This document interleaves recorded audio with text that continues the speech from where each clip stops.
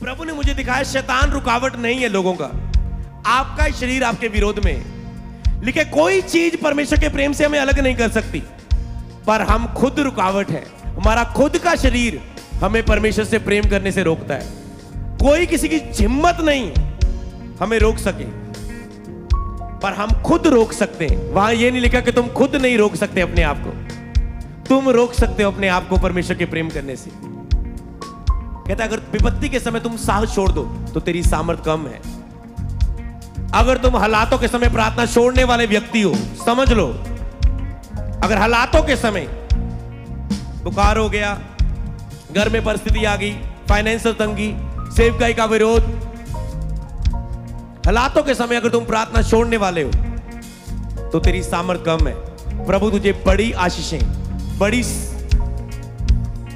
बड़ी गैदरिंग, बड़ी चर्च, बड़ी आशीष, बड़ी रिस्पॉन्सिबिलिटी नहीं दे सकता। आज से अपनी कैपेसिटी को बढ़ाओ।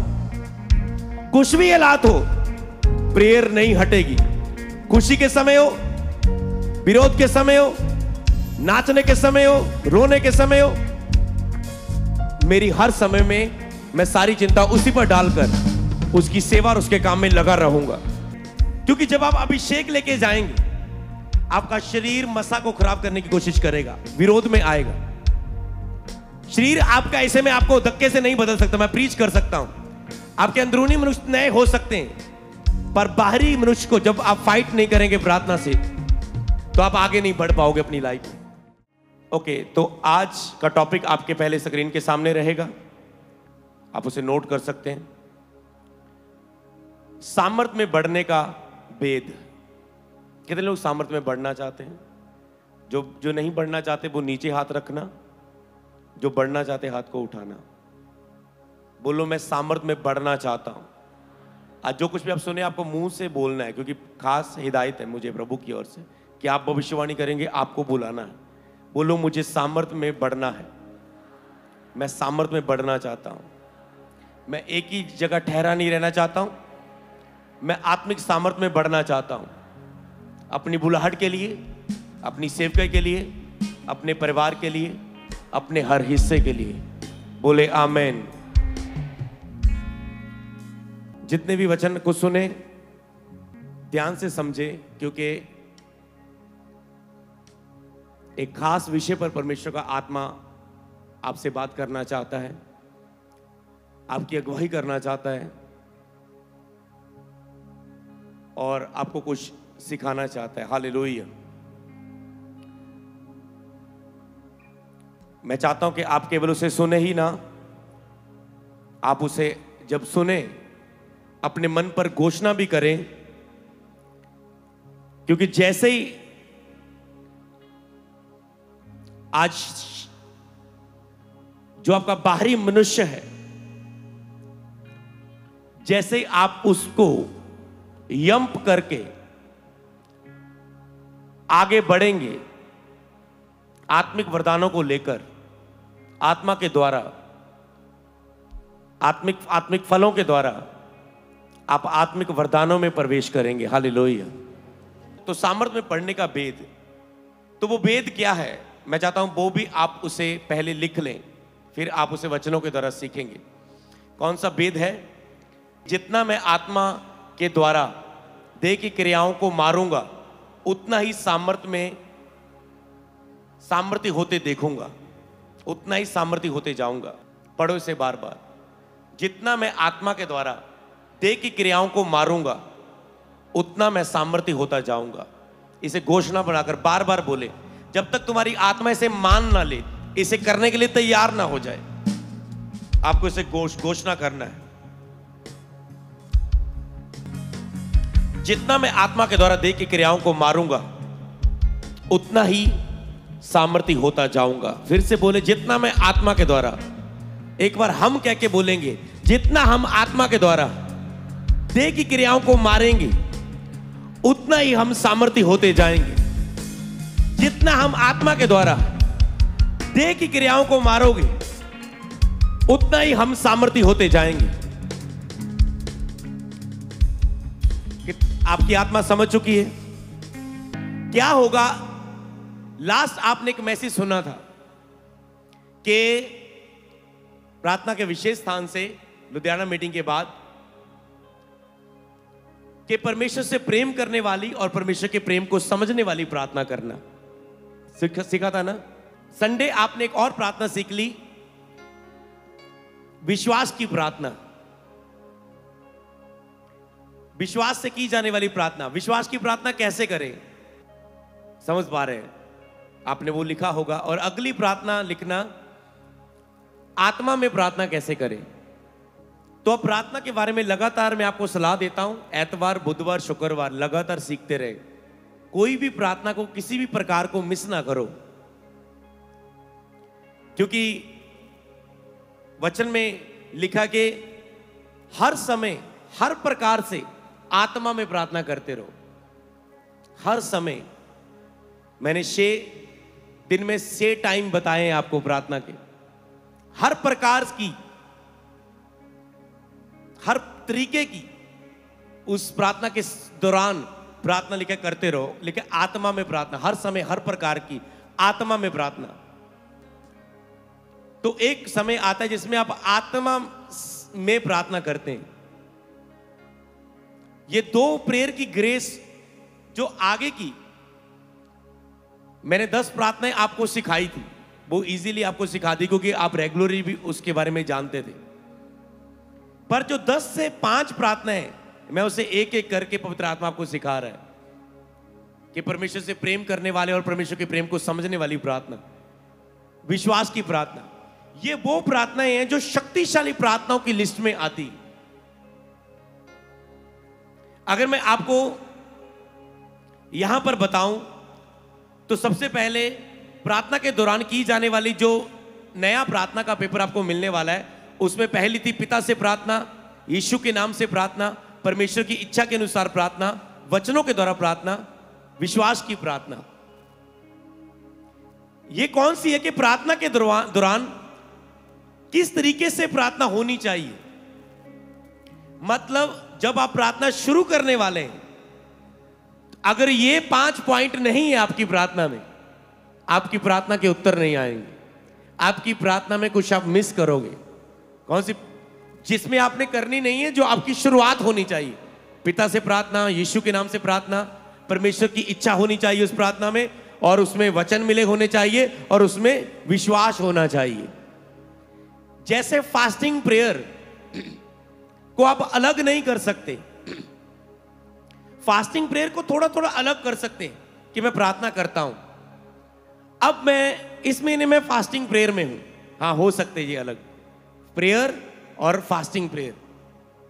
कभी आप प्रेयर में होते, कभी आप फास्टिंग प्रेयर में होते हैं। पर प्रार्थना और विश्वास को आप कभी अलग नहीं कर सकते। कितने लोग समझे?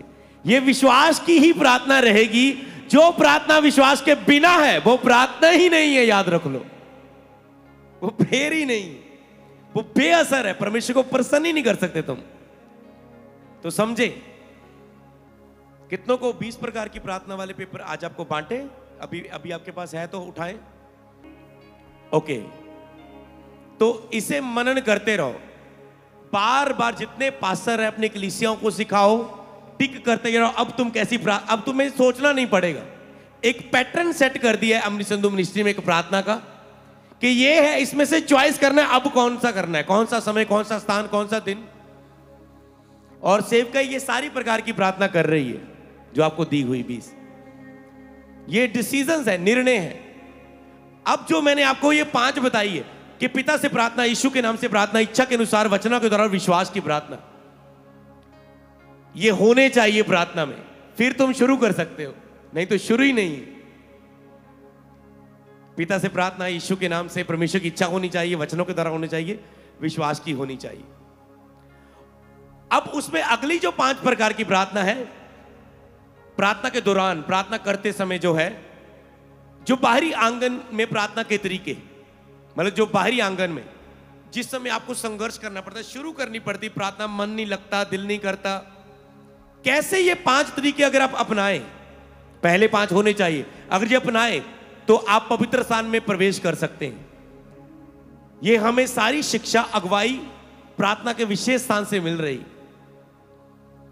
वो प्रार्थना के विशेष स्थान में जो आत्मा है वो हमसे मांग करता है कि तुम इस रीति से प्रार्थना करो। तो उसमें था प्रार्थना के दौरान सबसे पहला था पवित्र आत्मा की सहायता और सामर्थ्य से प्रार्थना। अगर आप सहायता नहीं मांगोगे, सामर्थ्य, पवित्र आत्मा मेरी सहायता कर प्रार्थना करने के लिए और मुझे सामर्थ्य दे कि मैं आज प्रार्थना कर सकूं। अब सामर्थ्य किसके विरुद्ध? कि जो बाहरी मनुष्य मेरे विरुद्ध है, जो बाहरी मनुष्य है उसके विरुद्ध मेरी सहायता करें और मुझे सामर्थ्य दे। आज का जो टॉपिक है अंदरूनी मनुष्य और बाहरी मनुष्य के विषय में है। अंदरूनी मनुष्य और बाहरी मनुष्य, अंतरण आत्मा और बाहरी आपका मनुष्य। अंदरूनी आत्मा और बाहरी मनुष्य, अंदरूनी मनुष्य तब, बाहरी मनुष्य तब। तो जब आप बाहरी आंगन की प्रार्थना होती, इसमें आप बाहरी शरीर से शुरू करते हैं, इसलिए आप पवित्र आत्मा की सहायता मांगते, सामर्थ्य मांगते कि मैं अपने शरीर का विरोध कर सकूं। फिर आप पश्चाताप करते हैं, क्षमा मांगते हैं, दूसरों को क्षमा करते हैं। फिर आप धन्यवाद की प्रार्थना करते हैं। फिर आप शब्दों के द्वारा स्तुति करते हैं, धन्यवाद तू महान है, तू सर्वशक्तिमान है। फिर आप आराधना और स्तुति के गीतों के द्वारा उसकी स्तुति करते हैं कि हो तेरी स्तुति, हो आराधना करता हूं मैं तुझसे ये प्रार्थना, महिमा से तेरी तू इस जगह को भर। आप गीत गाकर पहले आप शब्दों के द्वारा उसकी स्तुति, महिमा, प्रशंसा करते हैं। फिर आप आराधना के द्वारा, स्तुति आराधना के द्वारा, गीतों के द्वारा उसकी स्तुति, महिमा, प्रशंसा, वड्याई, आराधना करते हैं। और जब आप इसे कर रहे होते हैं, अगर आप ये 5 प्रकार को यूज करें बाहरी प्रार्थना के स्थान में, पवित्र आत्मा की सहायता मांगे, धन्यवाद करते हुए, पश्चाताप करते, दूसरों को माफ करते हुए, शब्दों के द्वारा जो शब्द आ रहे हैं प्रार्थना करें और आराधना के गीत गाएं, तो आप पवित्र स्थान में प्रवेश कर सकते हैं प्रार्थना में। बस इसमें ठहरे रहना। मैं सोच रहा हूं यहां पर 20 प्रकार है प्रार्थना के दौरान। कई लोग जो 20 में मेरा एंडला पॉइंट है ना, कई लोग शुरू ही वहां से करते हैं। मैं सोचता कितने अज्ञानी लोग हैं ये। कई लोगों की प्रार्थनाएं 15 मिनट में खत्म हो जाती है, आधे 1 घंटे में, तो वो 20 में नंबर वाली प्रार्थना में कैसे पहुंचते होंगे? शॉर्टकट मारते हैं और फिर वो कहते हैं उत्तर क्यों नहीं आता है। अब पवित्र स्थान में जब आप प्रवेश करते हैं, यहां पर शक्तिशाली प्रार्थना का जन्म होता है। और इसमें मैं आपको बताऊं, जो मैंने शब्दों के द्वारा प्रभु की स्तुति, महिमा, आराधना और आराधना के गीतों के द्वारा आराधना, इनमें से आप मुझसे पूछे कौन सी पावरफुल है? दोनों अपनी अपनी जगह है, पर मैं आपको एक सलाह देता हूं। कुछ जो मुझे नया मिलता है, मेरा प्रार्थना का टॉपिक नहीं है, पर जो मुझे नया डीप चीज मिली है प्रार्थना के विशेष स्थान पर, टीम को पता है मैंने दी उन्हें, पर मुझे आपको देनी जरूरी है कि अगर आप महान चर्चों की स्थापना, महान चर्चों का, लाखों की चर्चों का, लाखों और करोड़ों रूहों बचाने वालों के लोगों का ये सीक्रेट था, ये प्रार्थना, कि वो जब भी प्रार्थना करते थे, जब भी हम अब प्रार्थना के विशेष स्थान पर जो प्रेयर चल रही है, हमने उन्हें सिखाया है कि शब्दों को ज्यादा उपयोग करो। मैं आपको बताता हूं, कई बार आपकी प्रार्थना में जो मैंने बताया ना कि शब्दों के द्वारा स्तुति, महिमा, आराधना और शब्दों की द्वारा प्रार्थना, कई बार आप प्रार्थना में गीत बहुत गाते हैं, जो रट्टे रटाए आपके लिए में गीत, और आपको लग रहा है आराधना हो रही है। आराधना का गीत गाओ जब प्रभु आपको कुछ नया दे, नया लफ्ज दे आराधना में आपको, जब कुछ आत्मा में ओल्ड वर्शिप सॉन्ग आपकी स्पिरिट में आए और आत्मा के अनुसार जब प्रार्थना चल रही है उसे उठाओ। पर उसके अलावा कई लोग गैर जुबान में बहुत कर रहे हैं प्रार्थना, वो अपनी जगह सही है। मैं कहता हूं शक्तिशाली प्रार्थना में वही आता है, शुरुआत में प्रार्थना। पर कई लोग ये चीज मिस कर रहे हैं, मसीह लोग। वो बोलेंगे हालेलुया हालेलुया हालेलुया हालेलुया, पवित्र पवित्र पवित्र। वो बोलेंगे कुछ हालेलुया राबा शगर था ना का दे रे से, जब वो बोलेंगे हालेलुया स्वीकार कर लो आराधना, वो गीत गाएंगे, वो कुछ करेंगे, तनवा तनवा तनवा तनवा बहुत कुछ करेंगे प्रार्थना में, जो इजी है, जो रट्टे का है। कई एक बंदा बोलता मैं 3-4 घंटे अन्य भाषा में प्रार्थना करता हूं, पर आत्मिक जीवन में कोई, अरे 3-4 जगह तेरी जगह कोई और करता होता आत्मिक जन, मैं बोलता आग लगा देता। सोच के देखो, मैं समझ पाए तो वो समझना है हर चीज, जो कुछ विश्वास से नहीं और आत्मा से नहीं, कई बार तुम काम नहीं कर पाओगे। तो मैं आपको सलाह दूं, शब्दों से प्रार्थना करो। मान लो बताओ किस टॉपिक के लिए मैं प्रार्थना करूं। मान लो अब मैं शब्दों के लिए उसको यूज करूं। मान लो मैं प्रार्थना करता हूं आत्मिक बढ़ोतरी के लिए, ठीक है। तो जब मैं प्रार्थना करूंगा, अब टॉपिक है मेरा मेरी आत्मिक बढ़ोतरी, तो मैं कैसे करूंगा? धन्यवाद करता हूं सर्वशक्तिमान परमेश्वर, मैं आपके सामने आता हूं प्रभु। मैं आत्मा में बढ़ना चाहता हूं प्रभु, कृपया मुझे आत्मा में बढ़ने में सहायता करें, क्योंकि आपके वचनों में लिखा है आत्मा में के अनुसार चलो तो शरीर की इच्छा को पूरी ना कर पाओगे। हे प्रभु, शरीर मेरा विरोध करता है कि मैं और सामर्थ्य ना हो सकूं। प्रभु मुझे आत्मा में प्रार्थना करने में सहायता करें। हे प्रभु परमेश्वर, मैं बाइबल बहुत कम पढ़ पाता हूं। हे परमेश्वर, मुझे 5 घंटे निरंतर बाइबल पढ़ने की मुझे ग्रेस दीजिए। मैं आत्मा में बढ़ना चाहता हूं प्रभु परमेश्वर, मुझे बुद्धि की बातों में बढ़ाएं प्रभु, मुझे आत्मिक शक्ति में बढ़ाएं, मेरा अंदरूनी आत्मा नया हो जाए प्रभु, मुझे आत्मिक फलों में बढ़ाएं, मुझे आत्मिक वरदानों में बढ़ाएं प्रभु, मैं आत्मिक उन्नति करूं परमेश्वर, मुझे तेरे प्रेम से भर दे प्रभु परमेश्वर, मुझे तेरी शांति में भर दे, मैं तेरे फलों में चलूं प्रभु, मैं तेरे कार्यों को करूं। हे प्रभु, तेरे वचन में लिखा है आत्मा में परिपूर्ण होते जाओ, मुझे अपनी आत्मा से भरे, मुझे आज के लिए आज का अभिषेक दे। I receive fire, I receive, मैं ग्रहण करता हूं यीशु के नाम में, आमीन। समझ पाए? रुको ना, नॉन स्टॉप। अब मैं आपको बताऊं, जब आप अकेले में करते हो आपका मुंह शब्दों में बहुत कम खुलता है। कोई साथ बैठ जाए ना, ऐसा लग रहा है कोई गोल्ड मेडल मिलना है उसको, इतनी सुना रहे हैं शब्दों की। नोट किया आपने? तो अगर इससे फायदा हो रहा है तो किसी को साथ बिठा लो।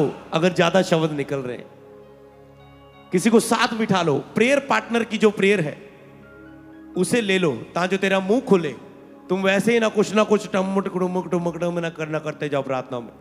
तुम्हें पता कोई बैठा है, फिर तुम्हारा मुंह बहुत खुलता है। यार ये ना सोचे मैं शरीरक हूं, इधर तो मुंह ही नहीं खुलता, मुझे लगता था बड़ा आत्मिक है। तो आपको रिस्पॉन्सिबिलिटी होती है, आपकी इज्जत का सवाल बन जाता है। हाँ, तो आप मुंह खोलते हैं। पर मैं आपको बताऊं, कैसा भी करो, मैं आपको कहूं कैसा भी करो, ऐसी प्रार्थना करो, नॉन स्टॉप, बस बोलते रहो बोलते रहो बोलते रहो बोलते रहो।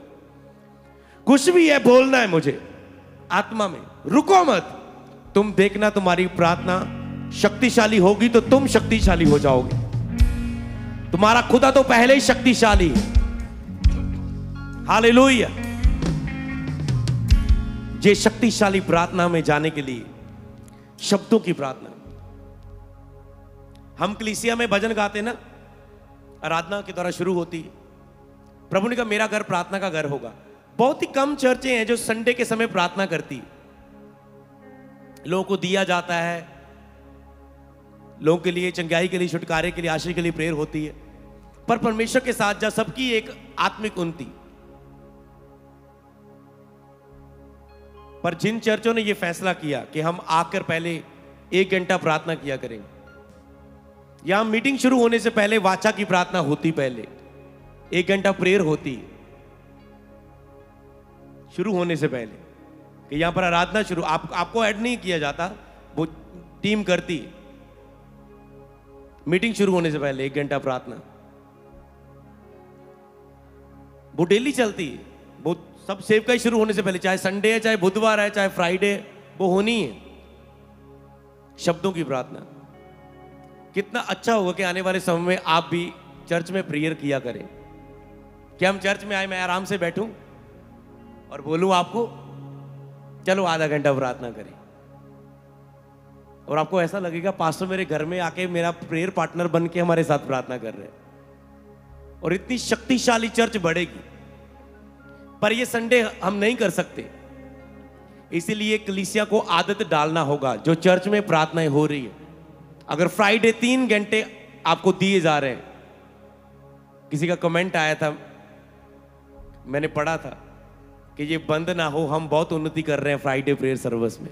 अब जिसका होगा वो खुश हो रहा होगा, मैंने किया था, अब वो बोलेगा बीच में पासी ने मेरे बारे बोला। मैं पढ़ता हूं कि आपकी कितनी ग्रोथ किस मीटिंग में कैसी हो रही है, क्या रिसीव कर रहे हैं आप। तो शब्दों को बोलकर प्रार्थना करो। हालेलुया।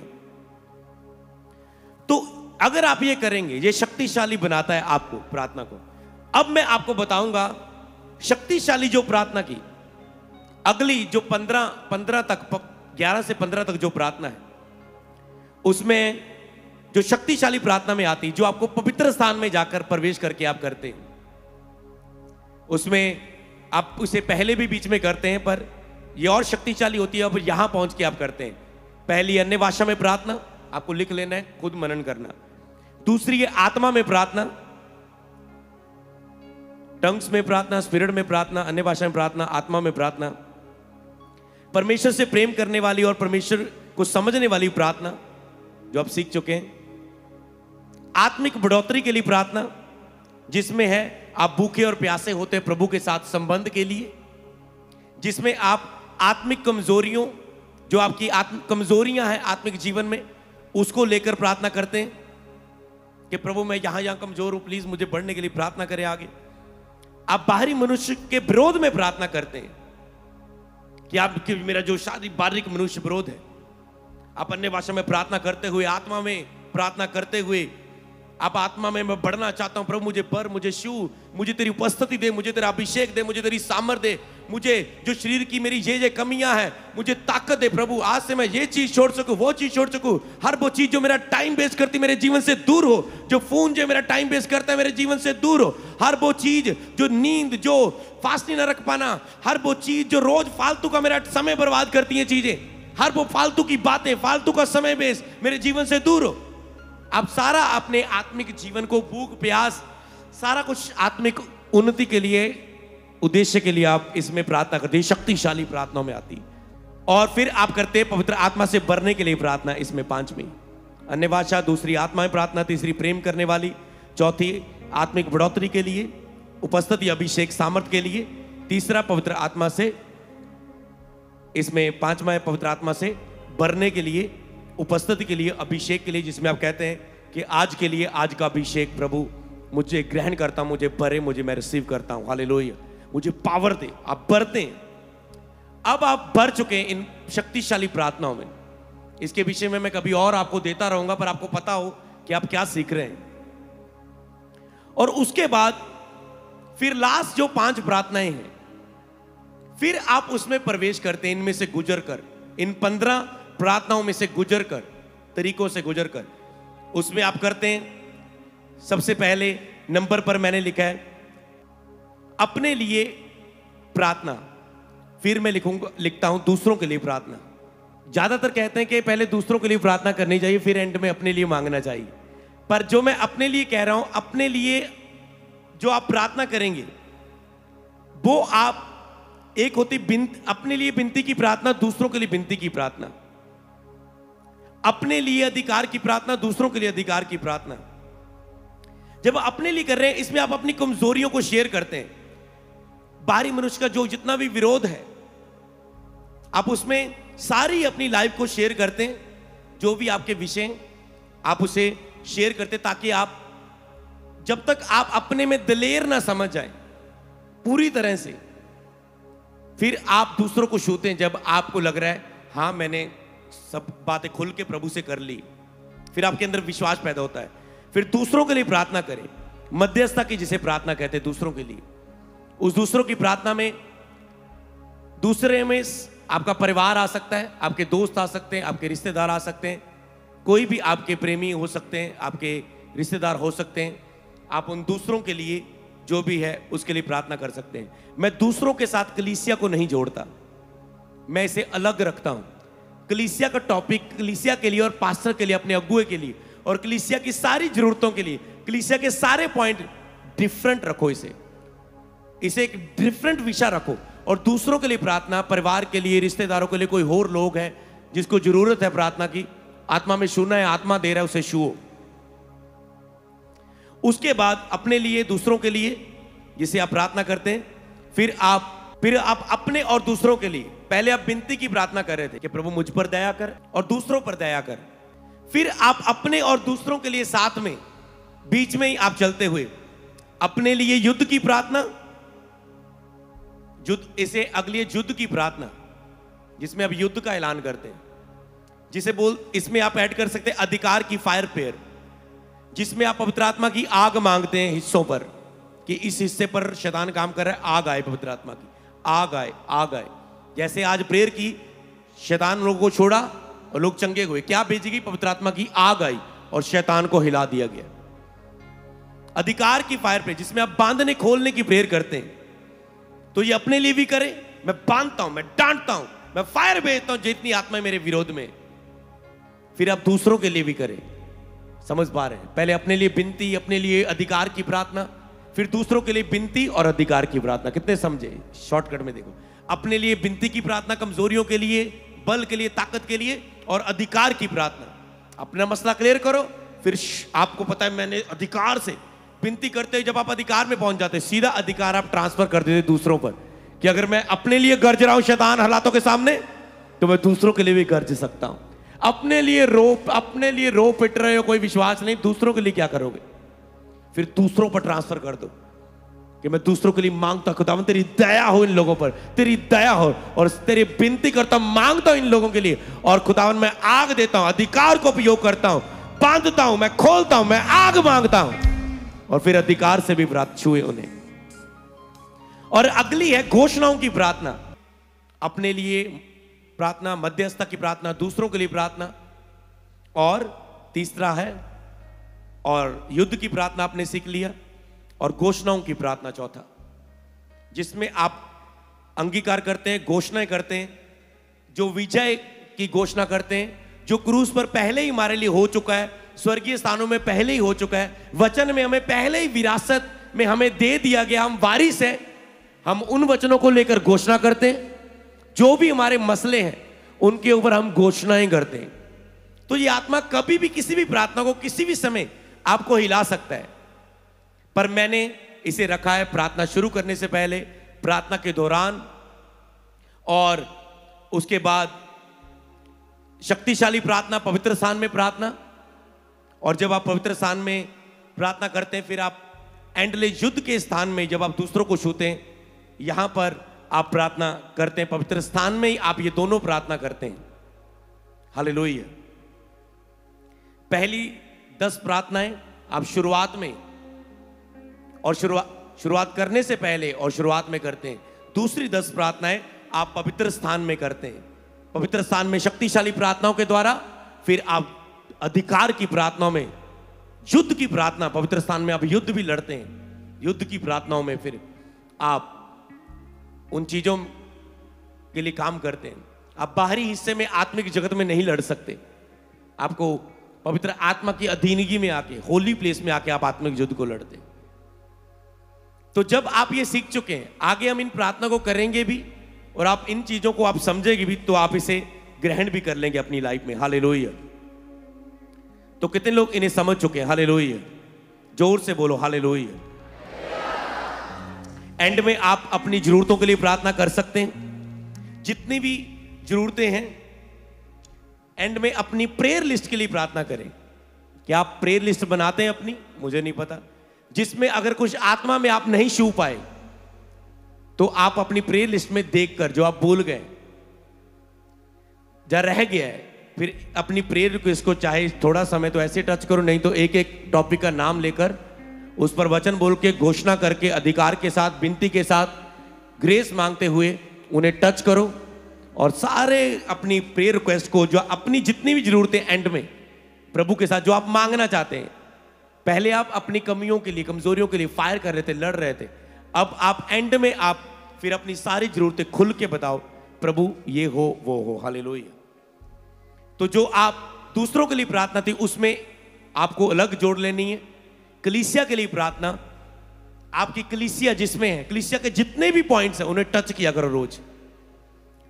जितने भी कलीसिया में टॉपिक्स है, आप अपने अगुए के लिए, मेंटर के लिए, अगर ये सारी प्रार्थना आपकी प्रार्थना का हिस्सा रोज होने लगी, आप शक्तिशाली प्रार्थना को करेंगे और आप सामर्थ्य होने लगेंगे यीशु के नाम में। हालेलुया। तो अपनी सारी जरूरतों को मांगते हुए प्रार्थना में उठने से पहले अपने आप को लहू में कवर करें। आज के लिए आज का अभिषेक मांगता हूं प्रभु, अभिषेक को ग्रहण करें और उसे अपने रुके उस प्रार्थना में, उसमें महापवित्र स्थान की प्रार्थना में। जब तक आप इन चीजों को डीपली नहीं समझ लेते, फिर उसके बाद हम वहां की प्रार्थना करेंगे वहां पर आप केवल ग्रहण करते, आप बोल नहीं पाते, आप दे नहीं रहे, आप कर नहीं रहे कुछ, आप रिसीव कर रहे हैं बस परमेश्वर से। हालेलुया। परमेश्वर आपसे बात कर रहा है, परमेश्वर बात कर रहे हैं, आवाज सुन रहे हैं। मुझे लगता है हम बहुत नजदीक आ चुके हैं उन प्रार्थनाओं की ओर। हालेलुया।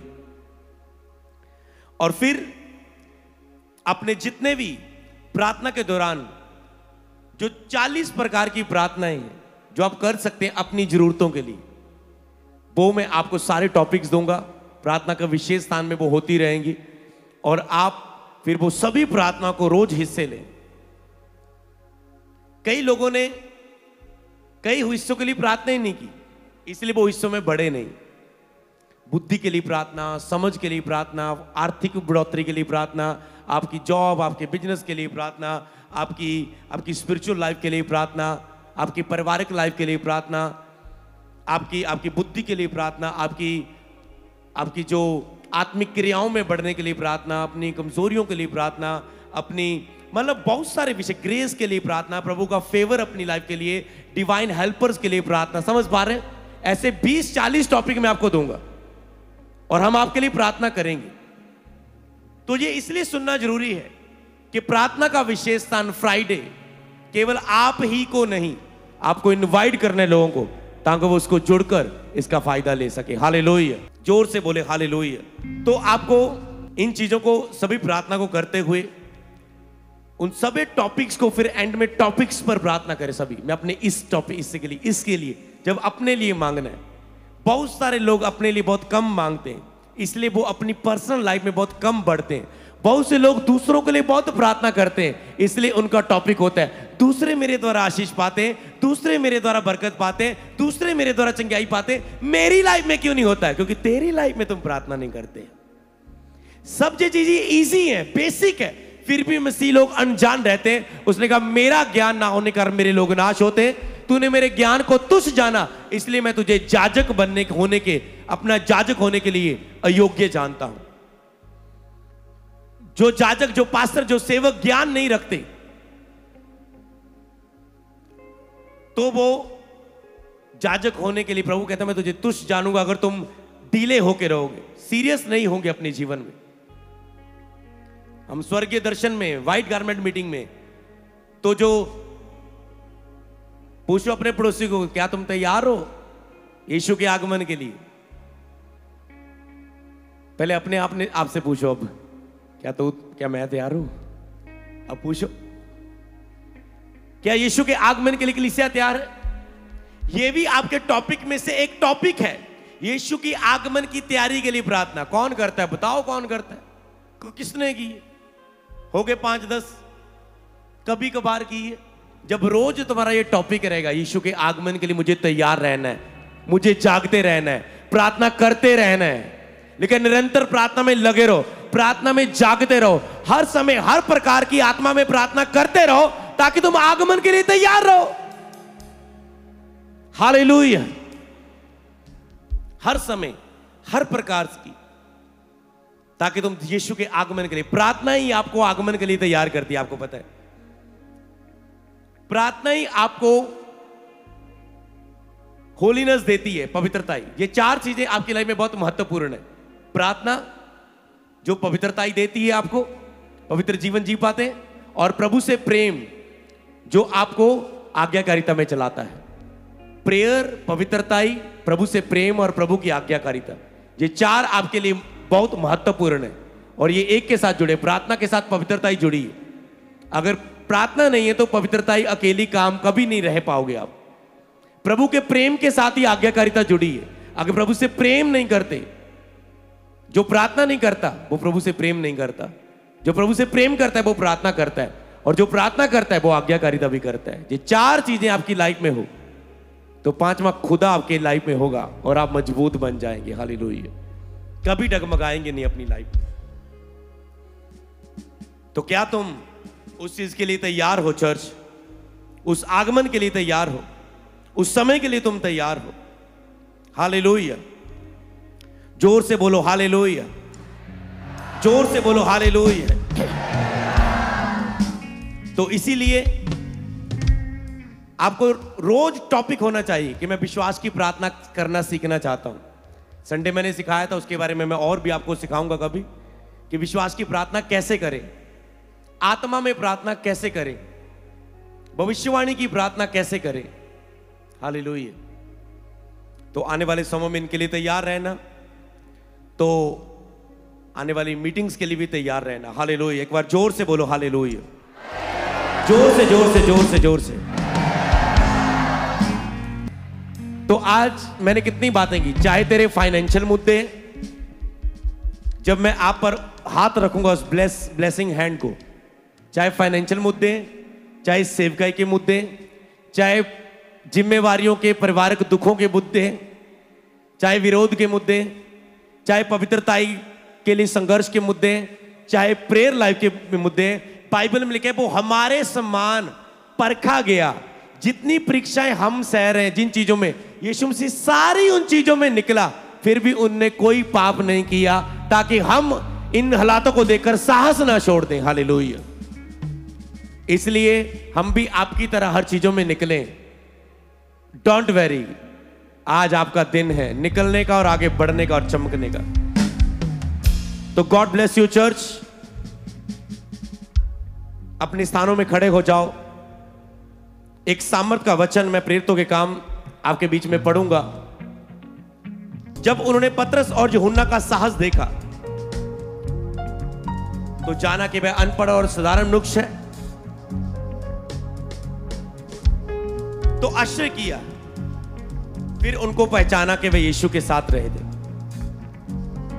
जब उन्होंने देखा कि पतरस और यूहन्ना जिन्होंने लंगड़ों को चलाया, सामर्थ की तरह काम किया, उन्होंने देखा ये अनपढ़ है, ये साधारण मनुष्य है। आप में से बहुत सारे लोग साधारण मनुष्य हो सकते हैं, ज्यादा पढ़े लिखे नहीं हो सकते, दिखने में ज्यादा सुंदर नहीं, दुबले पतले हो सकते हैं, काले पीले हो सकते हैं, मदरे हो सकते हैं, छोटे हो सकते हैं, लंबे हो सकते हैं, मोटे हो सकते हैं, पतले हो सकते हैं।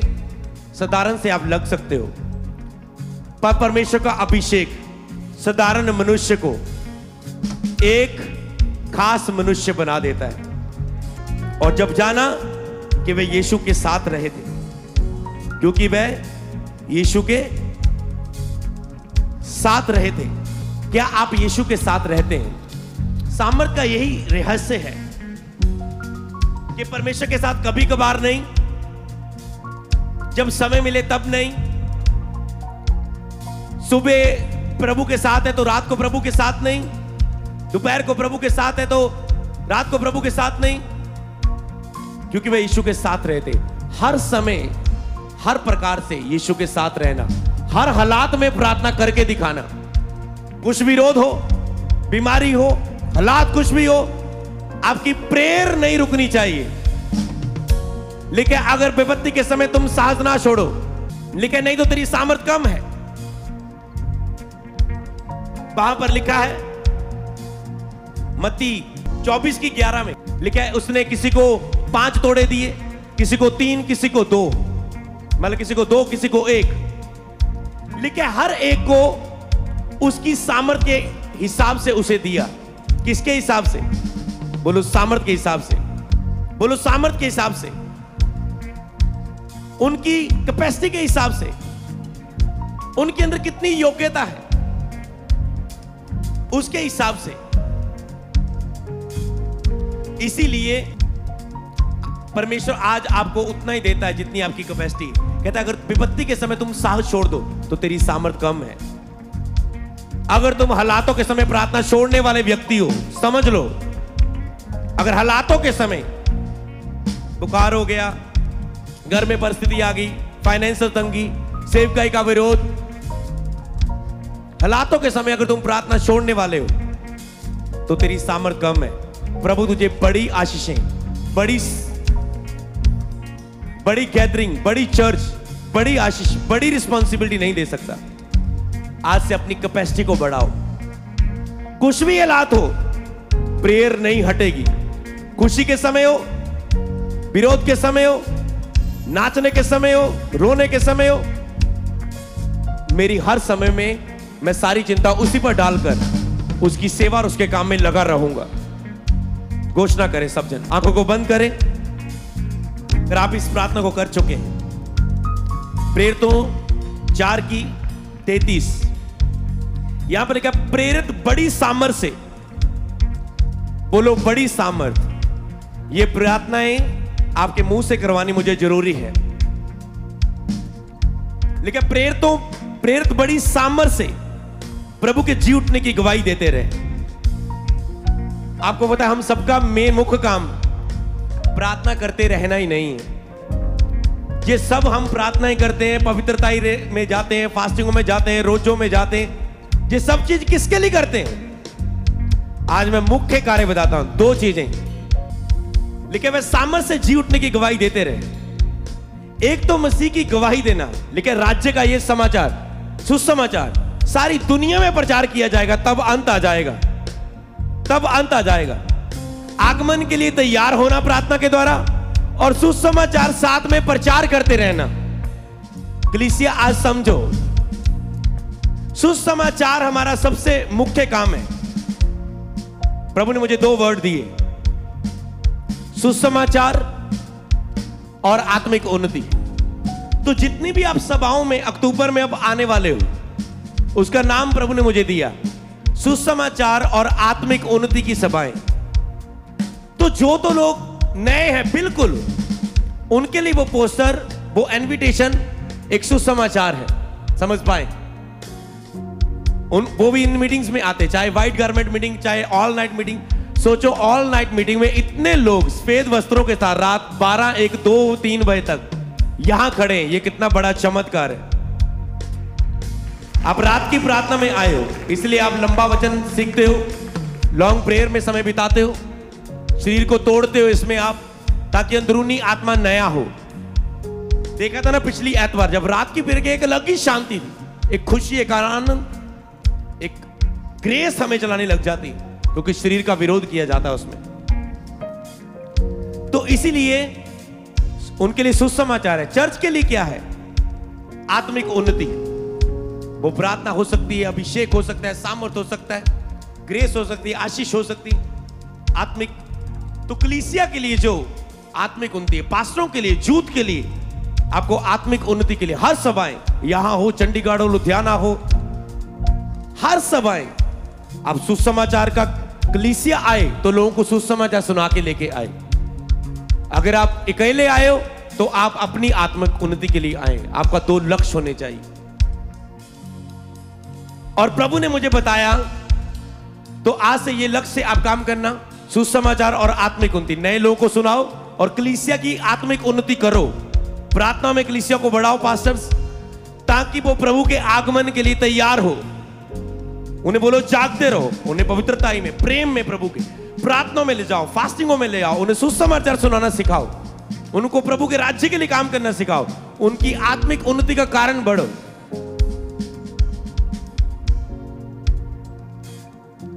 हमें केवल भीड़ को इकट्ठा नहीं करना, हमें भीड़ को चंगा करना है, भीड़ को आशीष देनी है, भीड़ को ब्लेस करना है, भीड़ की सेवकों की अगुवाई करनी है, उन्हें अनॉइंट करना है, ताकि वो बहुत सी भीड़ों को बचाएं। हालेलुया।